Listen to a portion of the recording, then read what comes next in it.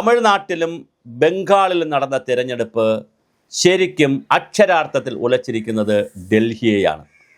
ശരിക്കും പറഞ്ഞാൽ തമിഴ്നാട്ടിൽ അധികാരം പോയി, സ്റ്റാലിന് അധികാരം പോയി, മമതാ ബാനർജിക്ക് ബംഗാളിൽ അധികാരം പോയി, അത് ശരിയാണ്. ആ സംസ്ഥാനങ്ങളിൽ പുതിയ മുഖ്യമന്ത്രിമാർ, ഒരിടത്ത് BJP-യും ബംഗാളിൽ BJP-യും മറ്റിടത്ത് വിജയും വരും. അതല്ല കഥ. ഇപ്പം കേരളത്തിൽ അധികാരത്തിൽ നിന്ന് പോയെന്ന് വിചാരിച്ചിട്ട്, LDF അധികാരത്തിൽ പോയെന്ന് വിചാരിച്ചിട്ട് ദേശീയ തലത്തിൽ അങ്ങനെ ഒരു ചലനമൊന്നും ഉണ്ടാവില്ല. പക്ഷേ DMK പോയപ്പോൾ വലിയ ചലനമാണ് ദേശീയ തലത്തിൽ ഉണ്ടാകാൻ പോകുന്ന ചലനം എന്ന് പറയുന്നത്.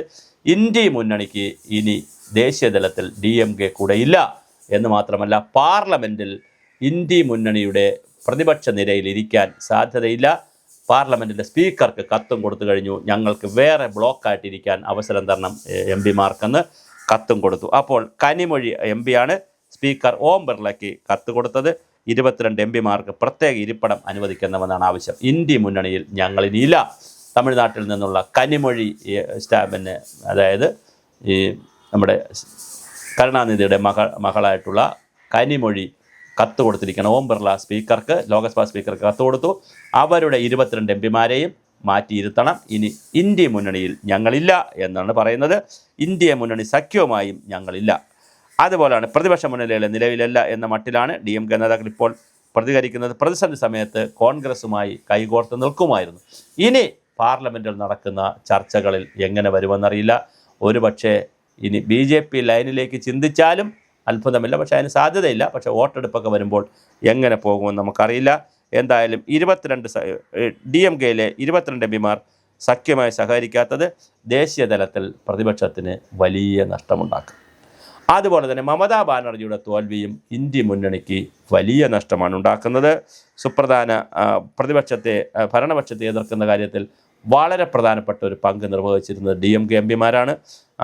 പക്ഷേ അത് വളരെ പ്രധാനപ്പെട്ട പ്രശ്നമാണ്. തൃണമൂൽ കോൺഗ്രസും അതുപോലെ ഉത്തർപ്രദേശിലെ സമാജ്വാദി പാർട്ടിയും കോൺഗ്രസുമായി നല്ല ബന്ധത്തിലല്ല. സമാജ്വാദി പാർട്ടി, അഖിലേഷ് യാദവിന് സമാജ്വാദി പാർട്ടി ആൾറെഡി പിണങ്ങി നിൽക്കുകയാണ്. മമതാ ബാനർജിക്ക് ദേശീയ തലത്തിലുള്ള ബന്ധം ഇനിയിപ്പോൾ കുറയും. അവർക്ക് ബംഗാൾ രാഷ്ട്രീയം പിടിക്കാൻ വേണ്ടി ഇനിയിപ്പോൾ ഓടേണ്ടി വരും. അത് എളുപ്പവുമല്ല. അവർ 85 സീറ്റിന് താഴെയാണ് പിടിച്ചിരിക്കുന്നത്. 200 സീറ്റിലധികം BJP പിടിച്ചിരിക്കുകയാണ്. വല്ലാത്ത മൃഗീയ ഭൂരിപക്ഷമാണ് BJPക്ക് കിട്ടിയിരിക്കുന്നത്. അതുകൊണ്ട് വേറെ ന്യായം അവിടെ നടക്കത്തില്ല. തമിഴ്നാട്ടിലും വേറൊരു തരത്തിലുള്ള. അപ്പോൾ ദേശീയ തലത്തിലുള്ള ഇന്ത്യ മുന്നണിക്ക് ഇനി എന്താണ് സംഭവിക്കുക എന്ന് നമുക്കറിയത്തില്ല. എന്തായാലും രസകരമാണ് കാര്യങ്ങൾ. അതുപോലെ തന്നെ DMK-യുടെ പിൻവാങ്ങലും വനിതാ ഐക്യപ്രതിപക്ഷമായതിനും 1 മാസം തികയും മുമ്പാണ് സഖ്യത്തിൽ ഇങ്ങനെ ഒരു കളി നടന്നിരിക്കുന്നത്. അപ്പോൾ എന്തായാലും തൃണമൂൽ കോൺഗ്രസ് അധ്യക്ഷൻ മമതാ ബാനർജിക്കും DMK സ്റ്റാലിനും ഒപ്പമുള്ള ചിത്രം X-ൽ പങ്കുവച്ച് ഇരുവർക്കും പിന്തുണ പ്രഖ്യാപിച്ച് സമാജ്വാദി പാർട്ടി അഖിലേഷ് യാദവ് അദ്ദേഹത്തിൻ്റെ ചിത്രവും പങ്കുവച്ചിട്ടുണ്ട്. അപ്പോൾ വേറൊരു മുന്നണി ഇനി ഇന്ത്യയിൽ രൂപപ്പെടുമോ എന്നതും വളരെ പ്രധാനപ്പെട്ട ഒരു കാര്യമാണ്. അടുത്തൊരു മൂന്നാം മുന്നണി ഇന്ത്യയിൽ രൂപപ്പെടുമോ?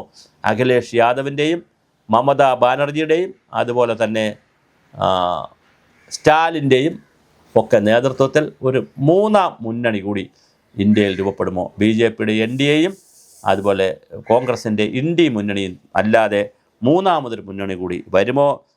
അതുപോലെ തന്നെ തമിഴ്നാട്ടിലെ കോൺഗ്രസ് നീക്കത്തിന് മറുപടിയാണിതെന്ന് വിലയിരുത്തൽ. അപ്പോൾ തമിഴ്നാട്ടിലെ കോൺഗ്രസ് കൃത്യമായി വിജയിയുടെ കൂടെ പോയതിൽ സ്റ്റാലിനെ ചതിച്ചു എന്നുള്ളൊരു വികാരം സ്റ്റാലിൻ്റെ അടുത്ത് കിടപ്പുണ്ട്. അത് തമിഴ്നാട്ടിലെ കോൺഗ്രസ് ഇലക്ഷന് മുമ്പേ TVK-ക്കുമായി സഖ്യത്തിന് വേണ്ടി കേന്ദ്രത്തിൽ എഴുതിയെങ്കിലും സമ്മതിച്ചില്ല.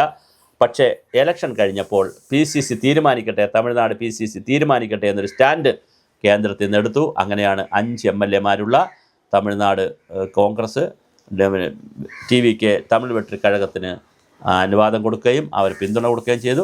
മന്ത്രിയാകാനുള്ള സാധ്യതയുമുണ്ട്. വിജയിയുടെ മന്ത്രിസഭ വരികയാണെങ്കിൽ മന്ത്രിയാകാനുള്ള സാധ്യതയും വളരെ വലുതാണ് കോൺഗ്രസ്സുകാർ.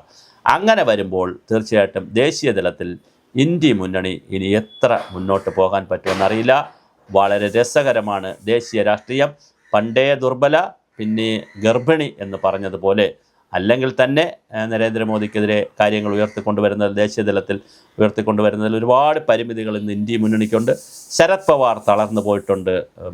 മഹാരാഷ്ട്രയിലെ ശരത് പവാറിൻ്റെ തളർച്ചയും ഉത്തർപ്രദേശിലെ അഖിലേഷ് യാദവിൻ്റെ തളർച്ചയും അതുപോലെ ഇപ്പോൾ മമതാ ബാനർജിയുടെ തളർച്ചയും സ്റ്റാലിൻ്റെ തളർച്ചയും എല്ലാം കൂടി ആകുമ്പോൾ ഇന്ത്യ മുന്നണി ഒരു വലിയ പ്രതിസന്ധിയിലേക്കാണ് പോകുന്നത്. കോൺഗ്രസ്സിന് മാത്രമായി അത് കൊണ്ടുപോകാനും കഴിയാത്തൊരു സാഹചര്യമാണ്. ഇനി ഇടതുപക്ഷത്തെ കൂട്ടാമെന്ന് വെച്ചാൽ കേരളത്തിൽ അതിശക്തമായി ഇടതുപക്ഷവും കോൺഗ്രസും രണ്ട് ചേരിയിലാണ്. അപ്പോൾ എങ്ങനെയാണ്, ആരെ വച്ചിട്ടാണ് ഇനി ഇന്ത്യ മുന്നണി മുന്നോട്ട് കൊണ്ടുപോകുമെന്നുള്ളത് ദേശീയ തലത്തിൽ വലിയ ഒരു തലവേദനയാണ്. എങ്ങനെയാണ് രാഹുൽ ഗാന്ധിയും മല്ലികാർജ്ജുൻ ഖാർഗെയും ഒക്കെ ദേശീയ തലത്തിൽ ഇതിനെ ഒന്ന് പിടിക്കുക എന്നുള്ളത് ഇന്ത്യൻ രാഷ്ട്രീയം നോക്കുന്നൊരു സാധ്യതയാണ്.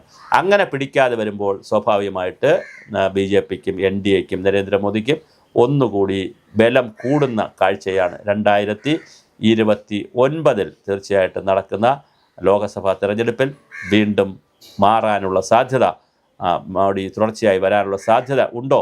അതോ ആ സമയത്ത് ഇവരെല്ലാം ഒന്നിക്കുമോ? അടുത്ത 2-3 വർഷക്കാലം കൊണ്ട് ഒന്നിക്കുമോ? എന്തായാലും തമിഴ്നാട്ടിലെ സ്റ്റാലിൻ ഇനി കോൺഗ്രസുമായി ഒന്നിക്കാൻ ഒരു സാധ്യതയുമില്ല. കാരണം അത് അവർ മാനസികമായി അകന്നു കഴിഞ്ഞു. മാത്രമല്ല സ്റ്റാലിൻ കൃത്യമായി ഞങ്ങളെ വഞ്ചിച്ചു എന്ന് പറയുകയും ചെയ്തു. ആ സാഹചര്യത്തിൽ ഇനി ഇന്ത്യ മുന്നണിയുടെ ഭാവി വളരെയധികം അനിശ്ചിതത്വത്തിലേക്ക് മാറുകയാണ്.